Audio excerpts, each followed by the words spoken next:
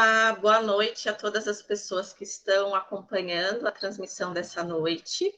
Nessa noite, a gente vai ter o prazer de receber a professora Natália de Lacerda Gil, que vai falar sobre a qualidade do ensino e suas implicações na escola pública.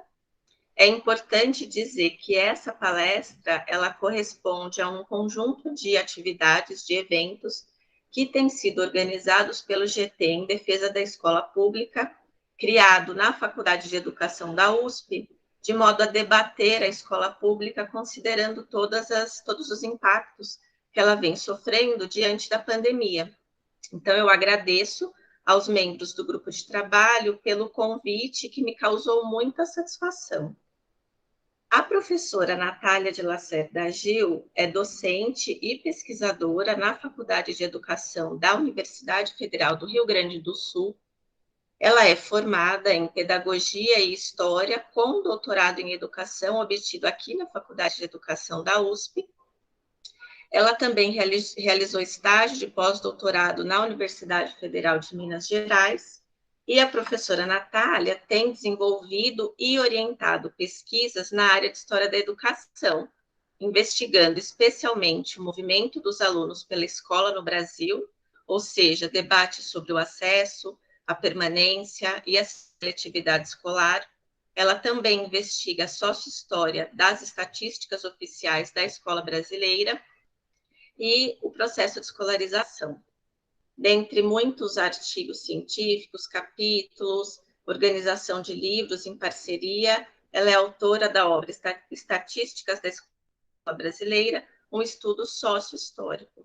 Então, eu passo a palavra, sem me demorar muito, para a professora Natália Gil, já agradecendo antecipadamente, em meu nome e em nome do GT, em defesa da escola pública, por essa exposição, que eu tenho certeza que será muito instigante para o debate sobre a escola pública e sobre a qualidade da educação. Enquanto a professora Natália estiver fazendo a sua exposição, eu vou acompanhar as intervenções, os comentários de vocês no chat e fiquem à vontade para fazer questionamentos, comentários que, dentro do possível, eu trarei depois para o debate ao final. Então, a palavra está com você, Natália. Muito obrigada. Obrigada, Patrícia, pelas palavras de acolhida. É um prazer e uma alegria estar aqui nesse momento. Fico muito feliz, quero agradecer pelo convite. É um tema que tem me mobilizado há anos, né? Tenho me dedicado a pensar essas questões, são questões que interessam a todos nós, então estou muito feliz de poder partilhar um pouco das reflexões aqui com vocês nesse momento.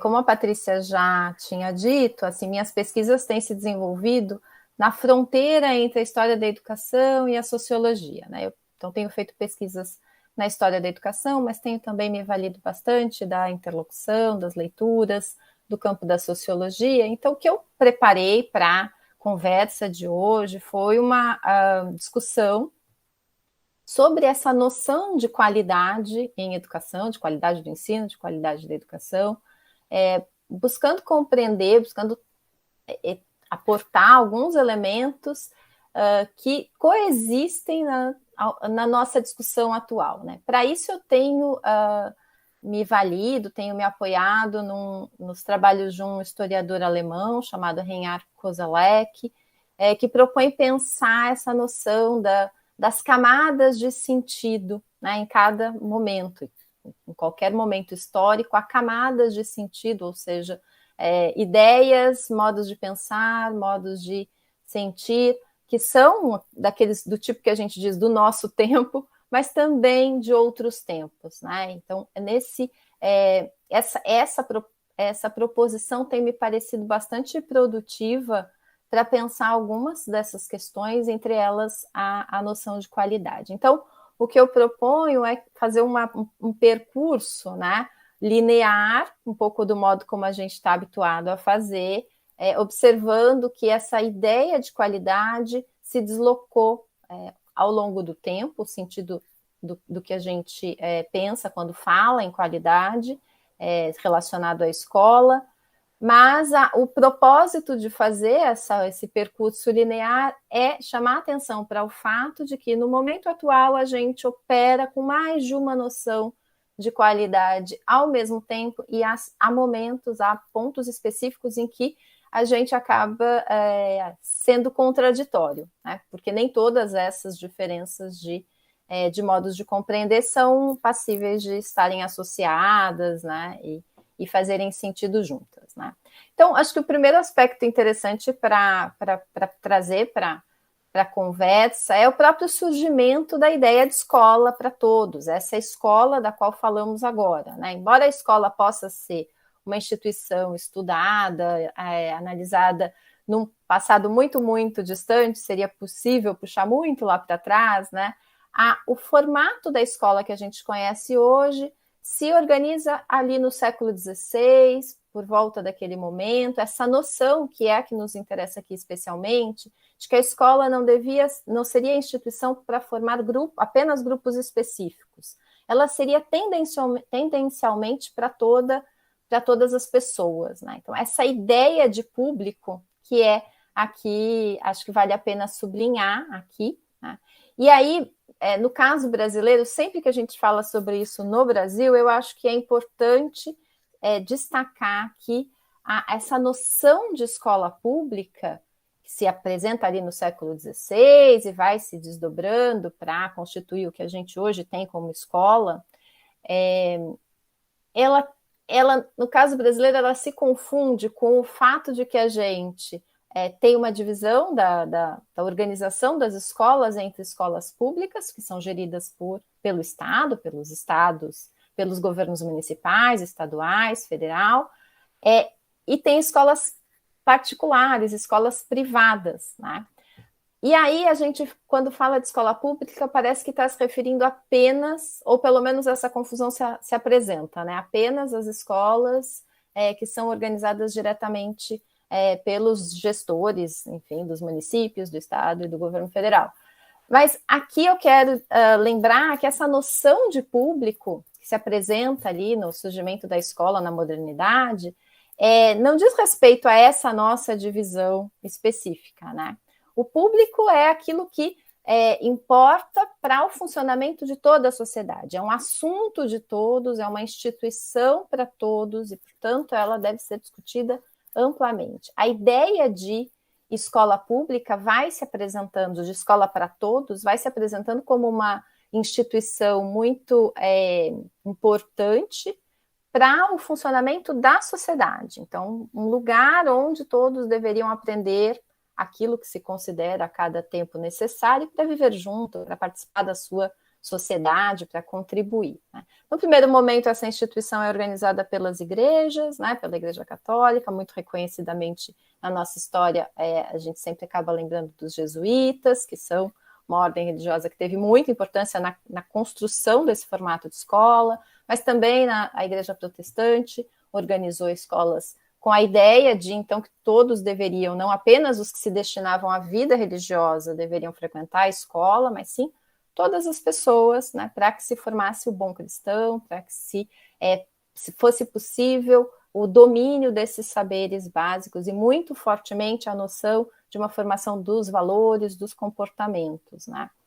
Depois, por volta ali do século XIX, no caso do Brasil, isso é bem marcadamente no início do no século XVIII, no caso geral, mas no caso do Brasil, bem marcadamente no século XIX, essa instituição escola se apresenta como útil, como produtiva para a formação dos estados nacionais, para produzir um sentimento de pertencer a uma nação, uma participação, portanto, harmônica, né, nisso que então se inventa ali naquele momento, os países, os estados nacionais. Então, essa história da escola tem uma importância grande no sentido de nos mostrar que uma das funções centrais na instituição escolar é padronizar, é conformar modos de pensar, modos de agir, modos de sentir, considerando que isso era muito necessário para que a sociedade funcionasse bem, né? Então, as pessoas precisavam partilhar de certos modos de pensar, conhecer, agir, sentir, se comportar. Então, a escola vai se propor a esse aspecto, né? E esse é um aspecto forte no funcionamento da nossa escola, todo mundo passou por ela, todo mundo tem relação com ela, sabe que isso é algo importante na escola. Mas também é bom lembrar, é importante lembrar que a definição de uma escola pública para todos, como uma instituição obrigatória, né, como a noção do direito à educação, se organiza, num primeiro momento ali, uma forte referência na França revolucionária, como a defesa de um tempo, de uma equalização, digamos, do tempo livre. Então, todo mundo deveria ter o direito a este tempo do estudo, tá? E não esse acesso, né, ao estudo não poderia continuar se organizando em função da origem social, do nascimento, permitindo que alguns pudessem fruir o tempo livre, tivessem possibilidade do tempo livre pelas condições de origem, né? Porque tem como sustentar a vida cotidiana sem precisar trabalhar, sem precisar dedicar o tempo ao trabalho, então poderiam estudar, e outros não teriam essa possibilidade. Então, essa escola pública, ela tem uma importância grande, a defesa da escola pública como a defesa do direito de todos a esse tempo do estudo. Eu acho também muito importante ressaltar isso, porque nos debates na sociedade brasileira, porque a sociedade brasileira, por sua história específica, tem marcas fortíssimas de autoritarismo, de patrimonialismo, enfim, a maneira como no Brasil a gente compreende o público, nem sempre nos permite ver que essas divisões, né, essa ideia do tempo, do quanto é justo que se garanta o tempo do estudo para todas as crianças, todos os adolescentes, não é uma discussão tranquila, assim, não está garantido, né? Então, por exemplo, porque a atuação na docência, no meu caso, tem se dado na universidade, é bem evidente que a noção de que todos deveriam ter esse tempo para se dedicar ao estudo não é unânime, né? Então, por exemplo, o auxílio manutenção dos estudantes no ensino superior muitas vezes é dado em contrapartida de um trabalho na universidade, como uma bolsa-trabalho. Isso é contrário, se opõe à ideia de que não, alguns podem se dedicar apenas aos estudos, tendo o suporte da família, outros não têm o suporte financeiro da família, então, então é preciso que a sociedade esse tempo, né? Isso também está implicado na noção de tempo livre. Essa escola que se organiza desse modo vai ser muito enfatizada, vai ser fortemente defendida pelos republicanos brasileiros, né? Pela elite que organiza a República no Brasil, os educadores liberais que vão se dedicar nas primeiras décadas da República à defesa da escola pública, à defesa do direito à educação, tem essa noção de escola, né, essa escola pensada como aquela que viabiliza o funcionamento da sociedade, que propõe, que forma toda a população para uma harmonia, né, de convívio social. Isso é o horizonte, digamos que presente para os defensores, para os proponentes da escola obrigatória, da escola pública no Brasil republicano. E aqui acho que é importante destacar que quando essa escola se apresenta para todos, e a defesa dessa escola para todos, né, independentemente da origem, independentemente do nascimento, ela se assenta na ideia meritocrática, né, numa ideia de que a única distinção considerada naquela configuração, naquela maneira de pensar como justa, seria a distinção pelo que se chamava então de mérito, pelos talentos inatos, pelas capacidades diferentes de cada um, supostamente dadas no nascimento. Isso é revolucionário lá no quadro da Revolução Francesa, porque a Revolução Francesa rompe com uma sociedade nobiliária, em que a distribuição, a hierarquização das pessoas pela sociedade se dava pelo nascimento, pelo grupo do nascimento, nascidos na nobreza ou nascidos na plebe, era o que definia os destinos e o acesso aos benefícios possíveis na sociedade, existentes na sociedade. E naquele momento, então, a ideia de uma escola que transformasse, que fosse a instituição definidora dessas distribuições, portanto, não pelo nascimento, mas pelo desempenho mostrado ao longo da escolaridade, é uma ideia defendida e é um princípio forte da organização da escola pública, da escola para todos, e dessa noção de escola democrática como sendo uma escola na qual todos têm que ter o direito de se inscrever, de entrar, de ter acesso, de se matricular. A partir dessa garantia da matrícula de todos, independentemente da cor, do gênero, da condição social, os liberais, portanto, os republicanos brasileiros liberais, vão considerar que, a partir dali, a definição da distribuição das posições se daria pelo próprio desempenho dos alunos na escola. Não era possível pensar de outro modo naquele momento, essa era o que se apresentava como possibilidade de pensar a escola democrática, mas eu considero que a gente não pode esquecer não pode esquecer de situar essa ideia nessa ambiência. Tá?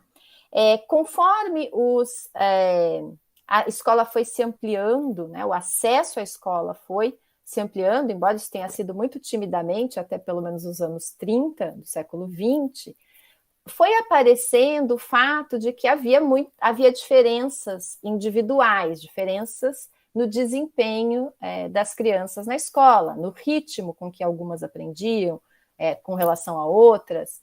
E essas diferenças individuais, no primeiro momento, elas foram compreendidas como diferenças no nascimento, ou seja, num registro que a gente conhece muito bem, essa noção de inteligência, né? Algumas seriam inteligentes, teriam mais capacidades para o estudo, outras seriam menos inteligentes, teriam menos capacidade para os estudos.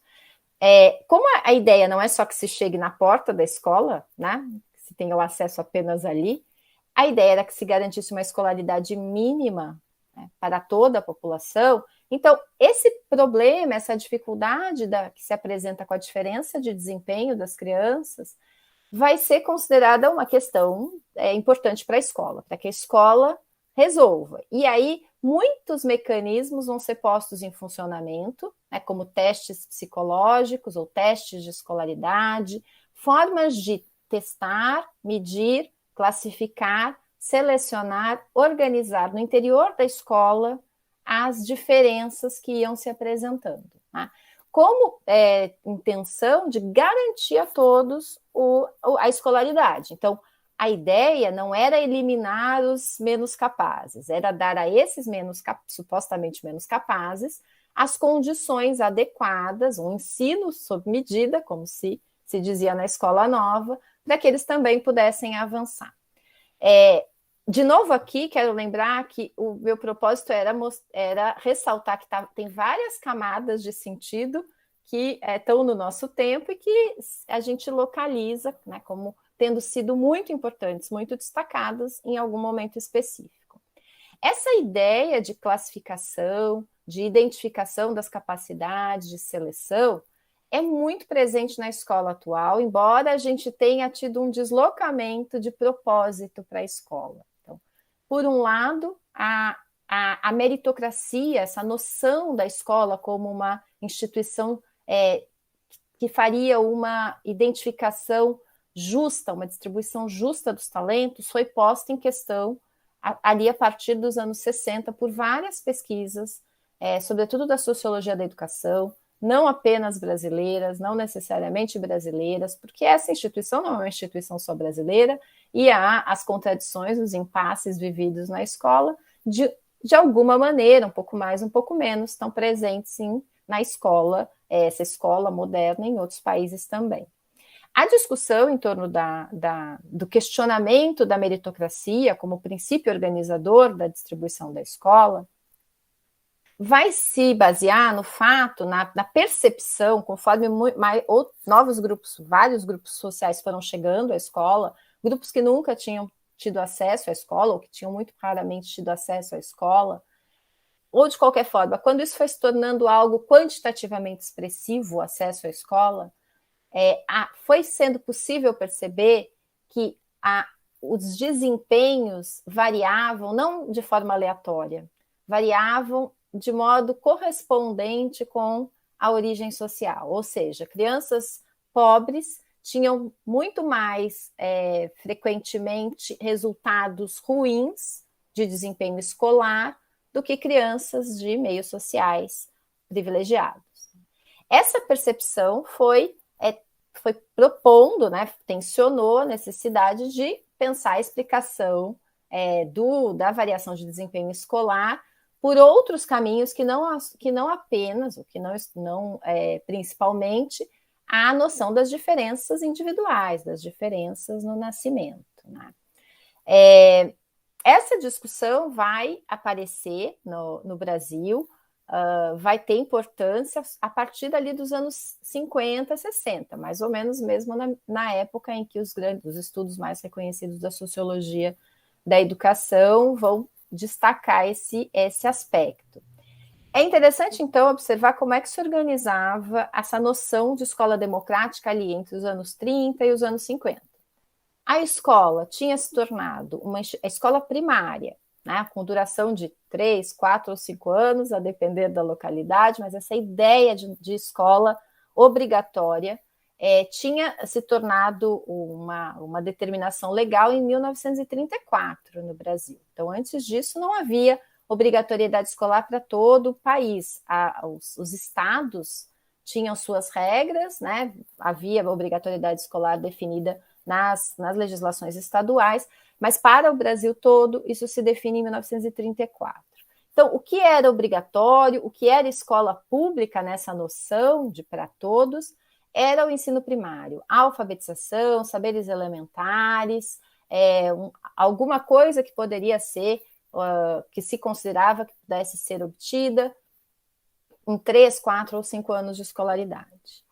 A continuidade dos estudos não era garantida, porque após o primário havia algumas possibilidades de sequência, né, em alguns ramos da escola secundária. O mais prestigioso dos ramos era o ginásio, e o ginásio não tinha acesso direto.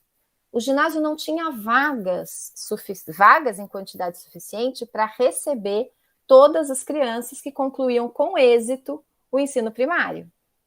E, portanto, para o acesso ao ginásio, desde os anos 30 até 1971, a escola brasileira fazia um exame, o exame de admissão ao ginásio, que era uma prova de verificação de saberes escolares, a partir da qual, na lógica meritocrática, que era a lógica que prevalecia para o pensamento educacional, para o pensamento político brasileiro naquele período, a partir dessa prova seria possível garantir as vagas poucas para os melhores, os supostamente melhores, e essa noção de melhores estava relacionada à possibilidade de ter êxito numa prova que era a prova de admissão. Cada escola fazia sua própria prova de admissão, mas era obrigatório o teste de admissão para o ingresso no ginásio.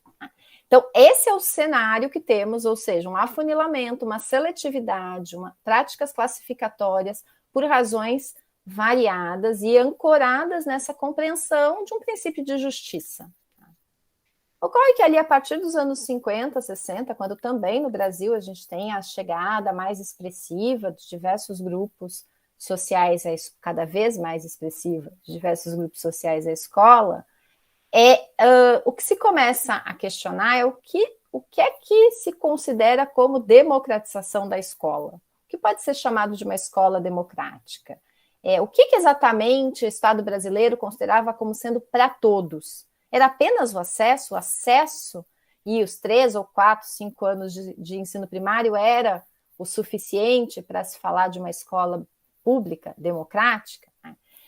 E daí, naquele momento, a discussão vai ser acirrada, porque não há concordância de que isso fosse suficiente para se falar de uma escola democrática no Brasil. Ou seja, a gente já tem um deslocamento ali dos anos 20 e 30, a proposta dos educadores liberais, e nos anos 50, 60, quando aí a discussão também acaba acaba incorporando uma preocupação com a continuidade dos estudos, com a permanência na escola, né? Com as trajetórias mais longas, com a noção de que o que seria direito de todos, o que seria justo, não se restringe ao acesso à escola, mas o percurso escolar e o acúmulo, a possibilidade de aprendizagens que se assemelhassem. Essa discussão não é apenas brasileira, os documentos da Unesco na segunda metade do século XX vão cada vez mais centralmente trazer essa noção, que se apresenta não como a ideia do acesso apenas, mas como a ideia da equidade, né? A qualidade da educação, o direito à educação, como a igualdade de oportunidade, a igualdade de acesso, que é o que organizava inicialmente, né, a escola pública. E sim a equidade significando o direito a que todos acumulassem na escola os mesmos saberes, as mesmas capacidades, as mesmas aprendizagens, né? E é aí que eu penso que essa discussão da qualidade da educação se apresenta do modo como a gente tem tendido a discutir ela mais recentemente, né? Ocorre que tem um paradoxo essa noção de qualidade da educação, sobretudo se a gente observar a noção de qualidade nessa história de uma escola real, que já existia, né? A gente não faz uma ruptura do tipo, fecha tudo, troca tudo, e agora vamos pensar essa escola que visa equidade, que pensa essa noção de qualidade como algo que eu preciso garantir que todos tenham acesso, um saber que todos tenham acesso, determinadas possibilidades de desempenho que todos tenham acesso.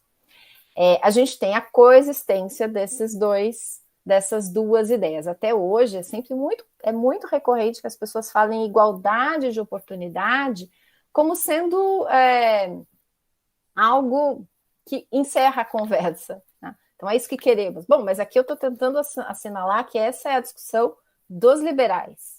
A igualdade de oportunidade é o debate dos liberais, e que, num certo momento histórico, era, sim, a principal elemento de defesa da escola pública. Quando a equidade se apresenta como uma questão, né, bom, daí já não basta que todos tenham acesso, é preciso garantir que todos fiquem tempo suficiente na escola para que os mesmos acúmulos possam se dar. O problema, o paradoxo é que, quando eu penso que todos têm que cumprir o mesmo percurso e chegar ao mesmo lugar, se apresenta uma sutileza da exclusão, que tem nos tensionado todos os dias na escola atual, na escola que conhecemos. Porque para garantir que todos façam o percurso, supostamente, esses acúmulos, o que quer que seja, né? Isso que a cada tempo a sociedade convenciona como sendo os conteúdos, as aprendizagens, o que seja. Todo mundo tem que chegar ao mesmo lugar, mas as pessoas não são todas iguais, a sociedade é muito diversa. Como é que eu faço para que todos cheguem lá naquele mesmo lugar? Primeira coisa, será que as possibilidades de chegar a esse acúmulo estão dadas para todos? Será que os ritmos, né, de aprendizagem serão os mesmos? Então vejam que a gente tem uma história de uma escola seriada, eu não detalhei isso aqui, mas esse é um aspecto forte da história da nossa escola, né, que se organizou em séries anuais, com um ritmo muito pré-definido de como deveria se dar o progresso a cada etapa da escola, muito marcado por acúmulos de currículo, acúmulos nas etapas curriculares. E é nessa escola, já em funcionamento, que se apresenta a ideia de que todo mundo tem que fazer aquele percurso, fazer no mesmo tempo e chegar lá ao final igual. Isso como sendo um direito de todos, né? O paradoxo, eu não preciso detalhar mais que isso tem sido uma dificuldade real a todos os momentos, né? Quem trabalha com educação enxerga isso todos os dias na escola, é esse desafio. Então, garantir que todos cheguem lá naquele ponto pré-definido tem sido uma discussão difícil, né? E aí, muito do que tem se produzido como tentativas de verificar se garantimos a qualidade de todos a educação, são formas de medição desses acúmulos. Primeiro, a gente precisaria se perguntar, Afinal, uma pergunta fora de moda, tá? Tá super fora do panorama, não tem sido muito feita, assim. Vou me arriscar a fazer aqui, que ela não é assim, a pergunta mais querida de todos os tempos, né? A pergunta seria assim: a gente tem concordância sobre o que seja a qualidade da educação? Essa palavra, supostamente, que nos congrega, né? Porque quem aqui vai dizer, não quero uma escola de qualidade para todos? Essa frase não faz o menor sentido. Todo mundo quer uma escola de qualidade para todos. E aí concordamos. E temos uma sensação de que então está todo mundo de acordo, funciona bem, né? Seguimos o mesmo rumo. Mas se a gente se debruçar em discutir o que é qualidade para mim, o que é qualidade para você, o que é qualidade para cada um dos envolvidos numa questão que é pública, né? Porque aí vale a pena ressaltar, a escola pública é uma questão pública, uma questão de todos, de toda a sociedade. Aí a concordância acaba. Não temos uma concordância sobre o que seja qualidade. Ainda assim, temos nos proposto a medir algo que a gente nem, na verdade, sabe muito bem o que é. Então, tem vários recursos, né, internacionais, de novo, não é uma questão brasileira, não é uma questão de posicionamento político partidário, é uma questão que nos envolve de modo mais ampliado, no sentido de associar qualidade a um certo acúmulo e, portanto, desenvolver instrumentos que seriam supostamente capazes de medir esses acúmulos e nos dizer onde tem mais, onde tem menos qualidade da educação, né? Eu acho que isso não é uma questão que a gente devia deixar de pensar cuidadosamente, não tenho nenhuma proposição de solução para o que eu acho que é um grande problema, mas o fato de que também nem venha sendo apresentado como um grande problema em todo momento, me parece uma questão a ser destacada, né? Porque essa ideia, essa medição da qualidade nos faz pensar a qualidade como produto. E a gente acaba deixando de lado uma dimensão, uma noção importante da qualidade como um processo. Independentemente do quanto eu acumulo num processo educativo, o processo em si é educativo, né? Ele não está diretamente relacionado. E o processo educativo existe muito antes de existir essa estrutura de escola que se organiza por um currículo.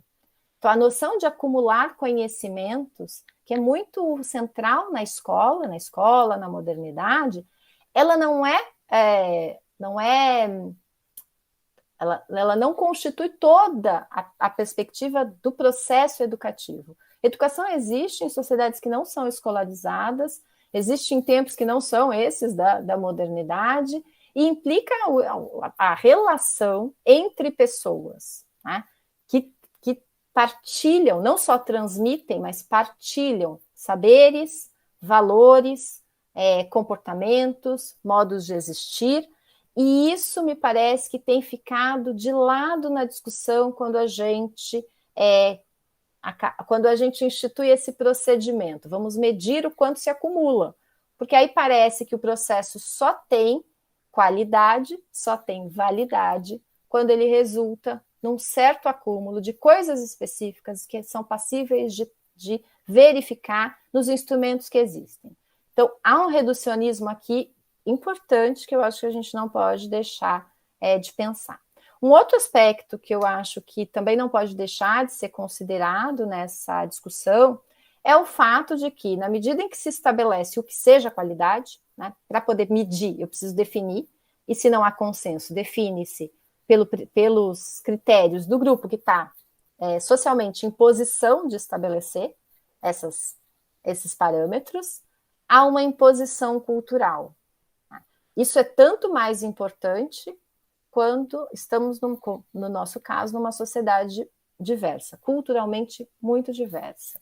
Porque aí aquilo que a escola chancela, estabelece, define e testa como sendo qualidade da educação, numa educação que é direito de todos, exclui aspectos de qualidade, de educação, valores, conhecimentos de muitos grupos sociais, né, que não estão socialmente em condição de definir o que seja a qualidade, né.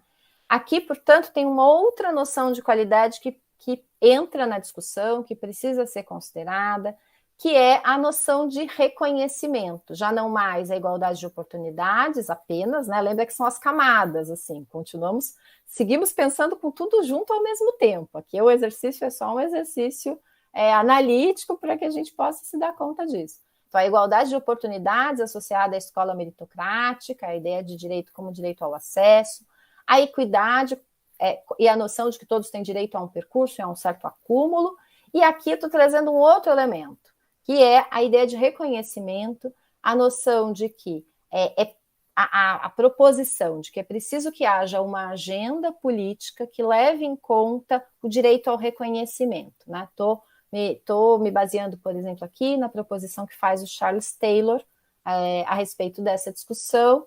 É o que aparece na legislação brasileira, na regulamentação específica para as escolas indígenas. Os povos indígenas lutaram por uma escola indígena diferenciada, que é baseada na noção de reconhecimento. Então, a construção da identidade dos grupos é algo que faz parte do processo educativo. Se os grupos não se reconhecem no que ocorre na escola, no que se passa na escola, a gente tem a exclusão de exclusão cultural de determinados grupos que podem estar inseridos na escola como pessoas, como crianças, né? Então, acho que essa é uma discussão fundamental para a gente pensar no caso brasileiro, e, portanto, essa ideia, essa complexidade de elementos, né, que dificultam uma resposta única de o que seja qualidade, como vamos garantir a qualidade da educação,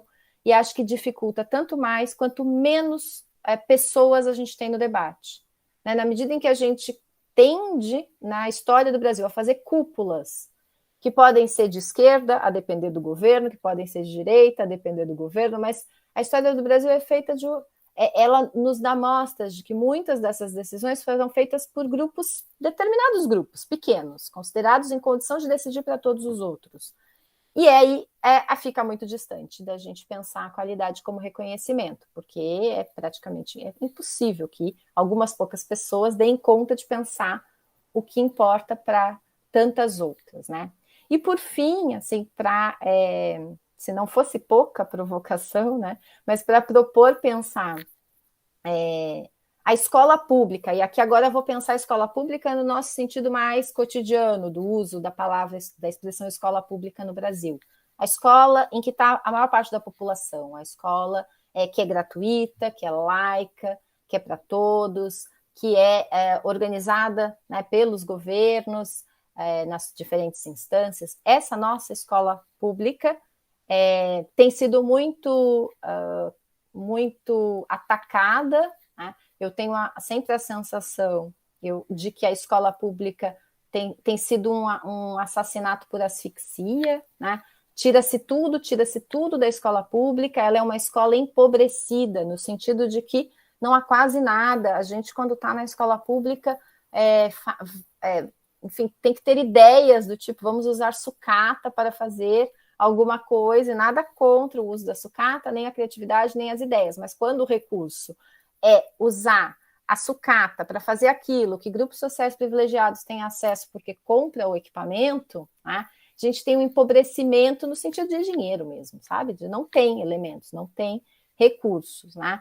E essa escola pública tão atacada é, além disso, considerada de má qualidade. E eu quero aqui dizer que do lugar de onde eu olho, né, a partir das minhas pesquisas, das minhas vivências, da minha inserção social, eu considero que a escola pública é uma escola de excelente qualidade, pelo menos por duas razões. Né? E uma delas é o fato de que a gente ajusta as nossas expectativas àquilo que a gente percebe que já temos e que podemos ter mais. Então, a escola pública, como eu mencionei, obrigatória, em 1934, previa 3 anos de escolaridade, 4 anos de escolaridade. Então, lá nos anos 40, o que se desejava como sociedade brasileira para todos era 4 anos de escolaridade. E eu nem vou entrar aqui na discussão de como eram os livros disponíveis para essa escola, a qualidade desses livros, quais eram os conteúdos escolares, porque era tudo muito pouco para os nossos olhos de hoje. Aqui, né, vou ter que dizer para vocês confiarem em mim, mas tem muitas pesquisas do campo da história da educação que nos mostram, né, de vários pesquisadores, como essa escola lá de 1930, de 1940, nos parece pouco, fraca, precária, né, insuficiente, não só quantitativamente. E ali, de lá para cá, a gente foi melhorando, né? Sempre melhorando em função daquilo que a cada tempo se considera o que possa ser de melhor. E a cada vez que a gente melhora, a gente deseja mais da escola. E o que não é ruim, não é um problema. O problema é que a gente, por conta desse deslocamento das nossas expectativas, a gente diga que a escola que temos é ruim. Hoje a gente tem uma escola de 9 anos de escolaridade obrigatória, a gente tem 98% da população frequentando a escola, até pelo menos o 6º ano do ensino fundamental, a gente tem uma capacidade de manter as crianças na escola, que é enorme. A gente tem muito mais e muito melhor do que lá em 1930. Né? Então, apesar de todo o descaso que se tem com a escola pública. Né? Então, acho que isso também tem um efeito de baixar a estima, né, de todos nós que trabalhamos com educação. E algo que não me parece ser procedente. É evidente que podemos e queremos mais da escola, né? E a escola pode ser mais. Isso é muito bom. Estamos vivos, vamos desejando tudo de melhor. Mas daí a dizer a escola é ruim, é fraca, eu não partilho dessa ideia. Por essa razão e por uma outra razão. Muitas vezes a gente está comparando os instrumentos de medição usados, comparam rendimento, né? Comparam desempenho dos alunos, melhor dizendo, desempenho dos alunos nas tais provas, como, por exemplo, SAEB, Enem. Essas comparações, nos instrumentos que a gente tem oficiais, não comparam os aportes financeiros em cada instituição escolar. Não, isso para dizer só o mínimo, quanto de dinheiro é gasto em cada escola com cada aluno, e aí vamos então comparar, né, de uma maneira mais proporcional. O abismo que existe entre o quanto se gasta com uma criança numa escola pública e o quanto se gasta com uma criança da mesma idade numa escola privada, né, a gente até pode pegar os lugares em que essa diferença vai ser menor, mas a gente pode puxar e fica uma coisa absurda. E na hora de comparar o desempenho, a gente compara igual, né? Sim, quanto que a criança sabe lá no final. Né? Os estudos da sociologia da educação que têm feito essas medições, correlacionado renda com desempenho, encontram sempre maior desempenho onde tem maior renda. Então, não é a escola pública ou a escola privada, é onde está a população com maior renda, né? Que coincidentemente também é aquela com mais poder para definir o que importa como conteúdo escolar, né? Além disso, esses instrumentos também não comparam a entrada, o que se sabia na entrada e o que se sabia como acúmulo, como trabalho propriamente escolar. Daí que eu penso que, se temos dificuldade de discutir o que seja a qualidade da educação, temos mais dificuldade ainda de pensar sobre a qualidade do ensino, que não é exatamente a mesma coisa. Tá? A qualidade do ensino pode ser enorme, e o desempenho do aluno lá na prova não dá conta de agradar, né? Na régua, que é uma régua só. Né? Então, e aí uma injustiça especificamente sobre os professores, né? Que nos contextos em que é preciso fazer muito mais, porque as crianças estão muito mais distantes nas suas vidas cotidianas daquilo que importa na configuração escolar dada, são os mais desvalorizados, são os mais criticados, como se a questão fosse de qualidade do ensino. Tá? Então, essas são algumas questões para pôr em discussão, para que a gente possa pensar no detalhamento, super abertas à divergência. O propósito é pensarmos junto mesmo. Patrícia. Muito obrigada, Natália, pela sua muito instigante exposição, né, que traz essa ideia de qualidade como uma categoria mesmo de análise, de compreensão da discussão educacional e alguns momentos, algumas passagens, digamos assim, centrais das definições que a gente tem construído, pensando numa perspectiva histórica, né, da ideia de qualidade, da ideia de educação pública. Então, as falas são realmente, a sua fala foi realmente muito instigante, e eu gostaria, na verdade, de fazer uma questão, né, e enquanto as pessoas também vão se aquecendo, se animando para propor as suas no chat, e eu queria pensar com você a partir desse ponto de partida que você constrói, né, nessa análise sociohistórica, de pensar a qualidade da educação, esse termo de qualidade, como um conceito mesmo, como uma noção que vai sendo modificada de acordo com os processos históricos, sociais que vão acontecendo ao longo do tempo. E aí eu pensei bastante, enquanto você falava, a respeito do próprio efeito da situação da pandemia numa possível reconfiguração ou numa possibilidade, numa abertura de um panorama para uma certa renegociação das nossas compreensões da noção de qualidade da educação, porque você trouxe alguns elementos que me pareceram muito significativos quando você mencionou, por exemplo, a dimensão do tempo, né? O tempo, a ideia de qualidade, ela também esteve atrelada em alguns momentos ao direito ao tempo da escolarização, ao tempo da aprendizagem, e essa dimensão do tempo e do espaço ficaram muito problematizadas na discussão educacional durante a pandemia, em razão, obviamente, da suspensão das atividades presenciais, da passagem para as atividades na modalidade remota. Isso gerou um conjunto de debates. Então, esse espaço físico não precisa mais existir, ou não, precisamos reforçar e retomar o valor do espaço da sala de aula, da dimensão relacional. Tudo isso vai problematizando aquilo que a gente vinha compreendendo pela ideia de qualidade mesmo, de equidade, que você fala como uma discussão mais contemporânea.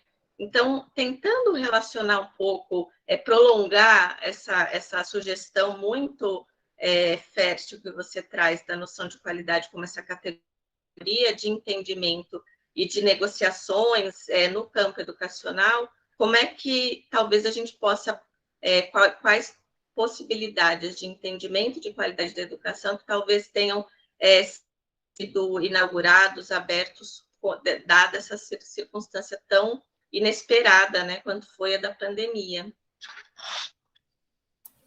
Eu penso que a pandemia nos fez pensar de novo nisso, assim, tem que pensar a respeito disso, mas não me parece que o resultado seja um outro modo de pensar. Eu acho que a gente está, do lugar onde eu vejo, né, com o pouco que eu consigo enxergar, a gente está um pouco numa situação de desespero, assim, as redes preocupadas, porque não vai dar para correr atrás do tal prejuízo, tudo isso muito entre aspas, né, o que é esse tal prejuízo, mas e aí eu penso que o debate sobre essa situação tem feito com que alguns desses aspectos que eu quis trazer aqui apareçam nas conversas de educadores, nas conversas de educadores tanto em casa, né, mães, pais, como na escola, né? Uma primeira coisa que eu acho que vale a pena considerar, e isso na pandemia aparece bastante, mas vale para a educação, na minha perspectiva, de modo geral, é que eu considero que a gente precisa recusar a noção de escola, de processo educativo e de qualidade, portanto, como sendo um ensino loja de departamento. Eu acho que essa ideia de que é uma ideia que nos captura socialmente, não só para a educação, né? A gente, por exemplo, se vai se vestir, a gente tem uma tendência a preferir a roupa da loja de departamento, que tem uma marca lá, que me parece interessante, mesmo que ela não me vista tão bem. Ela não veste bem a nenhum de nós, porque, evidentemente, ela foi feita para qualquer um. Então, ela tem que mais ou menos servir a todo mundo, de modo que daí ela não serve bem a ninguém. Né? E a gente se ajeita, né? A gente dá uma amarradinha aqui, enfim, aprende a usar uma parte mais larguinha ou a outra mais apertada, dependendo do corpo que cada um de nós tem. A gente se vira com isso. E eu acho que a escola tem essa feição, né? Quando ela foi feita para muitos, e a ideia de que, bom, para ser para muita gente, vamos fazer padrão, né? A ideia de padrão mesmo, como na loja de departamento, né? O livro é igual para todo mundo, o percurso é igual para todo mundo, o conteúdo é igual para todo mundo. A gente tem esse processo, esse fenômeno também no que diz respeito à escola. Agora, o que eu quero destacar é que quando a gente...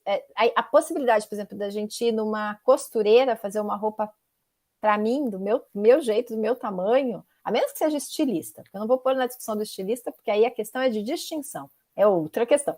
Mas parece uma coisa assim, ai, mas é tão pobrezinho, eu vou fazer uma roupa na costureira. Não pega muito bem. A gente está numa sociedade capitalista, de um desenvolvimento industrial fortíssimo, então a gente é sugestionado de diversos modos, muito sutis, que a gente nem se dá conta, a considerar que o que é padrão, que o que é igual para todo mundo, que o que é industrializado é melhor, né? E se a gente vai analisar, é melhor por quê, né? Bom, muito porque a gente foi convencido de que igual para todo mundo é melhor. Eu acho que a gente sofre dessa questão na educação também.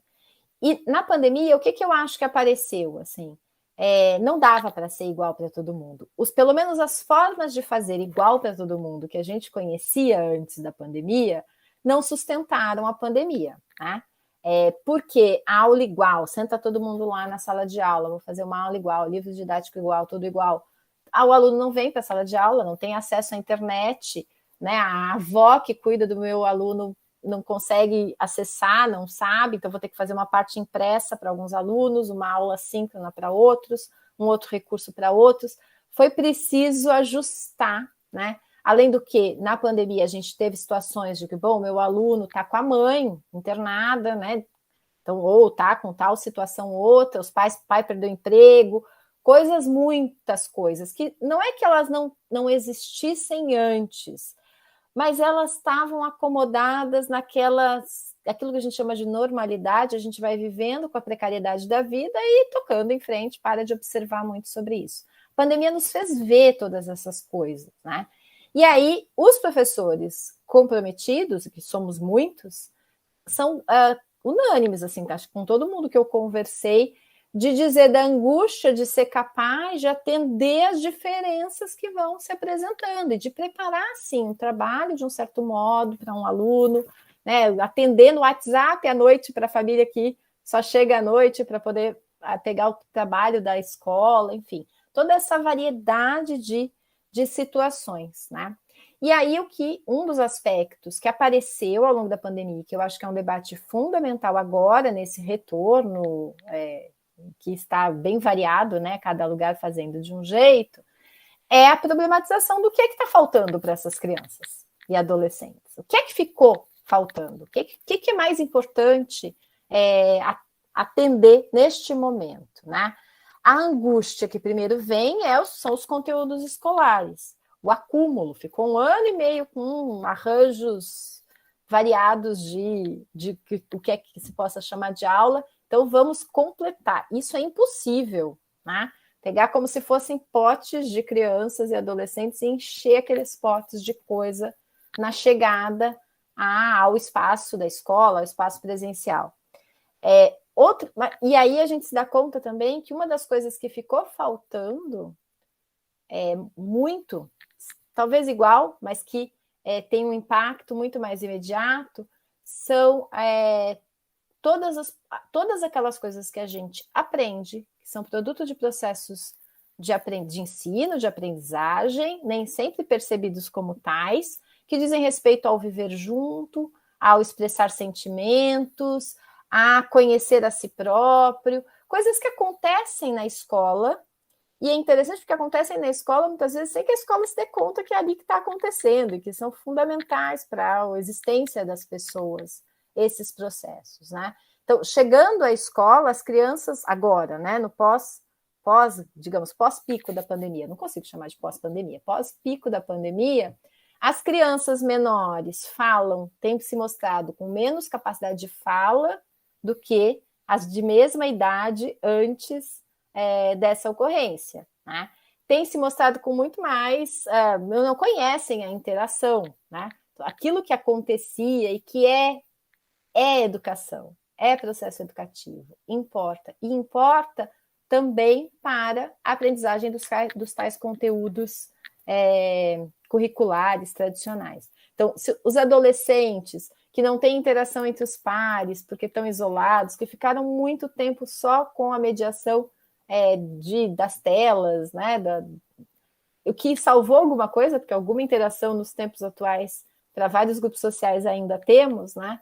Quando chegam no espaço da escola, não é possível que a gente olhe apenas para a química, a história, a geografia, biologia. É preciso pensar que os sujeitos eles têm processos que precisam acontecer.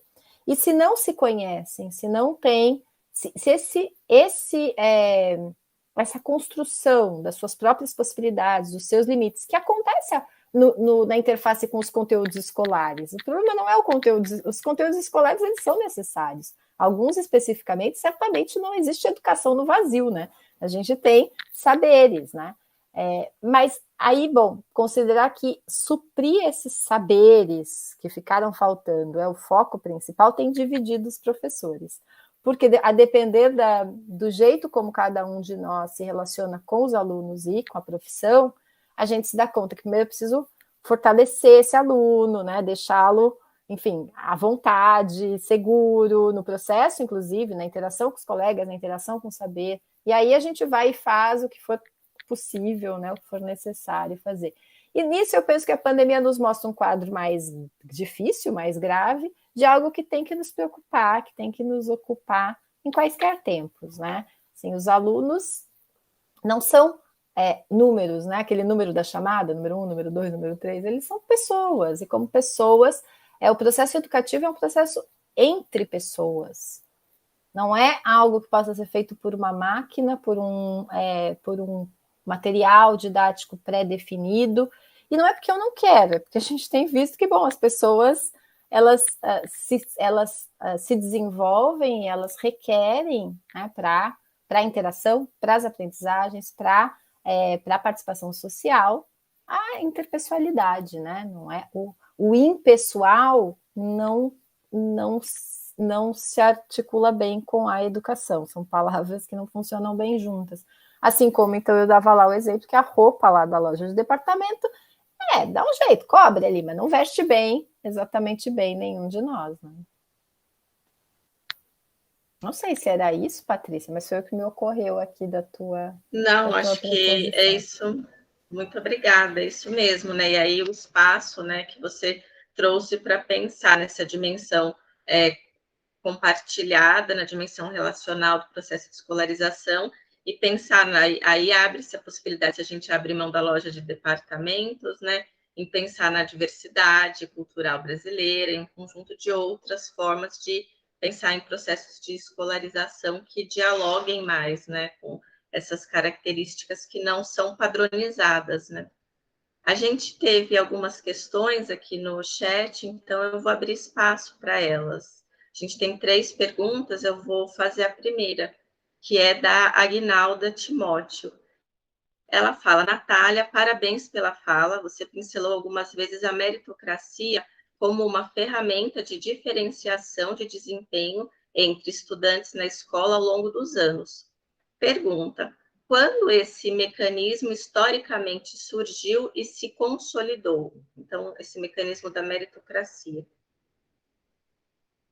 A palavra meritocracia é bem recente, mas essa noção de meritocracia, bem recente, tipo, tem 100 anos, né? Essa noção de meritocracia se constitui com a Revolução Francesa. A ideia de que os revolucionários ali, em 1789, por volta dali, no final do século XVIII, que vão repudiar a organização da sociedade baseada no nascimento. Os nobres seguiam nobres com as posições privilegiadas, os camponeses seguiam camponeses, a plebe urbana seguia na sua precariedade urbana, né? Então, essa distribuição que era muito engessada vai ser repudiada, e aí a ideia de que isso não era justo, o justo seria que a distribuição, ou seja, na meritocracia não se questiona que vai ter diferenças de posição social, que alguns vão estar em posições mais destacadas, alguns vão ganhar salários melhores do que outros. A meritocracia considera que isso faz parte. Não haveria, para a meritocracia não haveria como ser diferente. O que a meritocracia propõe lá na origem é que essa distribuição devia ser dada pelas capacidades individuais, por aquilo que cada um prova conseguir fazer melhor, né? Eu acho que uma maneira de compreender bem isso se a gente observa o que acontece nos esportes, assim, como paralelo para que a gente possa entender, né? Então, esporte é algo sugerido para todo mundo, todos nós vamos fazer, né? Atividades físicas e esporte. Bom, mas para ser atleta olímpico de basquete, não basta eu gostar de basquete, eu preciso ter um desempenho, uma constituição física específica para ter uma possibilidade de competitividade nesse esporte, né? Então, a meritocracia é essa ideia, assim. Alguns vão mais adiante porque eles têm algo neles, seja fisicamente, seja intelectualmente, que permite seguir adiante. A ideia é essa, né? E aí essa noção que se associa de justiça e meritocracia, e que dá um bom debate, né? Uma boa discussão nos dias de hoje, porque a palavra meritocracia, ora ela é evocada como positiva, ora ela é evocada como negativa, né? O fato de que ela tenha essa oscilação decorre do fato de que quando ela surge como uma noção, um princípio de justiça. Mas ao longo do tempo foi se percebendo que a estrutura baseada nessa identificação e seleção dos talentos, na verdade, legitimava desigualdades que eram sociais. Então, aí, por isso a crítica à meritocracia, ela faz uma fachada de distribuição justa, quando, na verdade, o que está entrando no jogo, né, são vários outros elementos que a gente não observa e que são decorrentes da diferença de origem. Né? E é por isso que há a crítica da meritocracia como sendo injusta. Né? Não é verdade que são os talentos. Né? Então, tem vários outros elementos mobilizados, por exemplo, com o dinheiro, que faz com que os filhos das famílias com mais dinheiro possam ser muito pouco talentosos, se a gente pode pensar desse modo, ter pouquíssimo desempenho, mas eles têm a garantia das boas posições, porque o que faltar neles de desempenho é suplementado por recursos que podem ser mobilizados por uma família com dinheiro. Desde, por exemplo, a aula particular, se ele não vai bem na escola, como um curso extra, né, como uma viagem, e muitos elementos desse tipo mascaram, portanto, a ideia da meritocracia. Um outro aspecto que eu acho que vale a pena só para completar, que no Brasil a meritocracia ela se organiza nessa ideia das capacidades supostamente inatas e do esforço, né? Então a pessoa se dedica, ela se interessa, ela tem essa vontade a mais, né? Que se apresenta como uma dedicação específica. No caso dos atletas, a gente pode observar isso, né? Não basta a pessoa ter 2,20 m, não, 2,10 m, exagerei, 2,10 m para ser um jogador de basquete. Se ela não tiver vontade de acordar e treinar, acordar cedo e treinar horas e horas no dia, só a altura não vai dar conta. Só essa característica inata não dá conta, né? Precisa ter esse outro elemento, querer jogar, querer competir, né? Mas é interessante como no Brasil, muitas vezes a gente associa a meritocracia só com o esforço. Então, a gente tende a pensar assim, a pessoa é esforçada, a pessoa não é esforçada. Isso tem muito a ver com a nossa história específica, né? A ideia e aí, pelo reverso, né? A gente tem uma história específica no Brasil, que não é só brasileira, mas que é muito forte para a gente, que culpabiliza o pobre pela sua condição de pobreza. Ao invés de a discussão aparecer como sendo estrutural, as pessoas são pobres ou não, independentemente do que elas fazem. No geral, estatisticamente, é independente do que elas fazem, né? Mas a gente usa lá o caso de alguém que nasceu pobre, que daí ficou rico, como e é um caso de exceção. Então, estatisticamente, esse não é um caso que vai importar, mas a gente daí focaliza esse como, como sendo o retrato do funcionamento da sociedade. Mas, na verdade, a sociedade é muito estática. É muito difícil que alguém saia da posição em que nasceu para um lado ou para o outro. A pessoa que era o que eu dizia, a pessoa que nasce rica, ela pode ser nula, pode ser preguiçosa, ela não vai ficar pobre por isso, né? Porque ela vai ter vários outros mecanismos para garantir sua posição, a manutenção da sua posição social.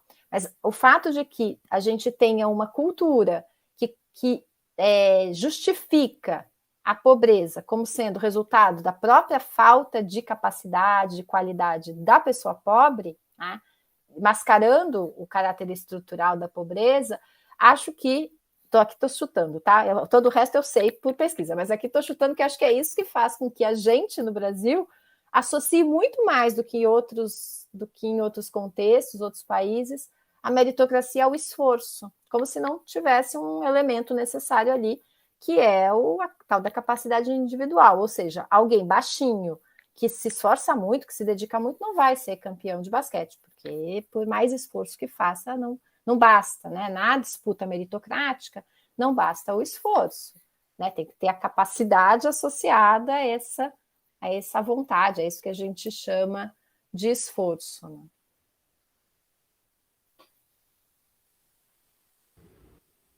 Obrigada, Natália. A gente tem uma outra pergunta do professor Jaime Cordeiro, que está aqui prestigiando a fala, e ele fez a seguinte pergunta: Bernard Lahire mostra que o discurso sobre as desigualdades sociais de acesso à escola só podem se instaurar quando a cultura escolar se torna um valor social coletivamente compartilhado. Será que esse valor hoje, no Brasil, é mesmo compartilhado coletivamente? Ou essa crença coletiva terá que ser reconstruída? Bom, a pergunta, acho que eu não tenho como responder essa pergunta sobre o Brasil, eu posso apenas dar a minha impressão, assim, né? Eu tendo a achar que no Brasil temos, sim, o compartilhamento da noção de que a escola é um valor, e inclusive muito forte entre os excluídos da escola, o que acaba significando, na minha opinião, que a escola cumpre um papel de acomodação, de legitimação pela exclusão, né? Então, isso significa, no meu entendimento, um valor. As pessoas acham que a escola, que o veredito da escola tem importância, que ele diz alguma coisa de fato, né?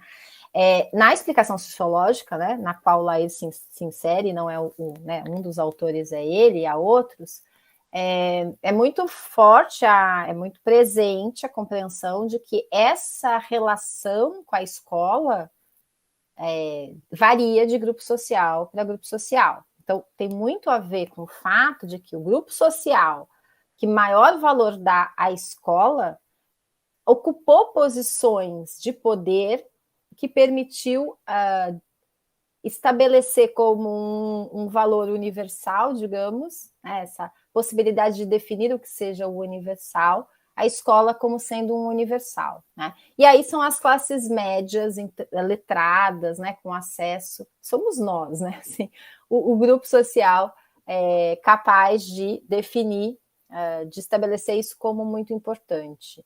As elites econômicas não acham a escola muito importante, não partilham desse valor.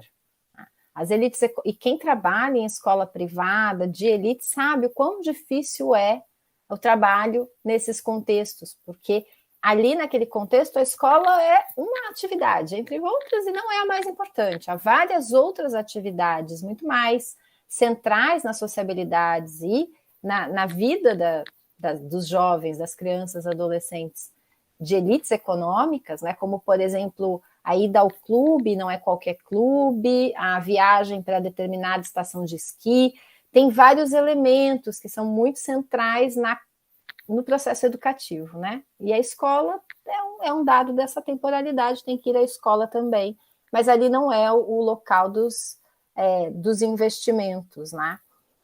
As classes médias são aquelas que maior adesão tem à escola, porque é no âmbito das classes médias que a escola, de fato, às vezes paga essa promessa que ela faz de ascensão social, né? As classes populares, a população pobre, também não tem a mesma adesão à escola, porque a escola não se apresenta efetivamente como aquilo que ela promete, né? E é onde também a imposição cultural, né, o que o Bourdieu chama de violência simbólica, se faz mais forte, mais presente, e aí não há uma adesão. As formas de expressão dessa variedade de relações, elas vêm de muitos modos, né? Então, o repúdio à escola, o pouco caso com a escola, tem várias formas que isso aparece.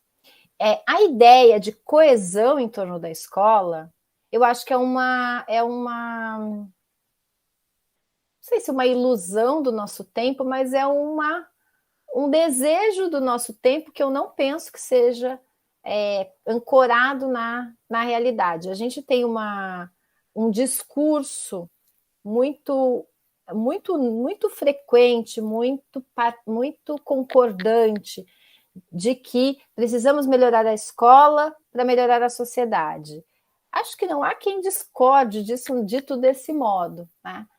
Mas, e aí, quando a gente vê que não há investimento na escola para melhorar a sociedade, a gente pensa que há algum problema, né, que há uma dissolução dessa adesão.